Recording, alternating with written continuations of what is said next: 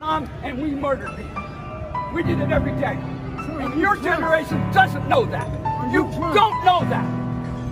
So that's why this Vietnam veteran, combat medic, who took injured and dead soldiers off the helicopters, this is why I did that. Well, I took an oath to defend my country. And then when I got to Vietnam, we committed atrocities. We committed atrocities every single day when I was in Vietnam. I took an oath to defend this government. And when I got to Vietnam, we committed atrocities. I stood next to a ditch in Vietnam, and we murdered 170 Vietnamese people. And you guys don't know that. Sir, are you all right? Boy, that was a direct spray.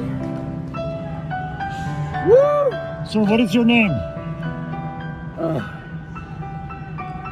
Boy, he got me right in the fucking eye. Oh, fuck. You guys have anything? There's no medics. There's no medics out here. Here, I'll give you my card. Somebody needs to get this on film, shit. Yeah, everybody got it. I mean, really. It's cold enough. That's why I'm here. Was yesterday your first day? No, I've been here 6 days in a row. Just don't rub your eye. Do not rub it.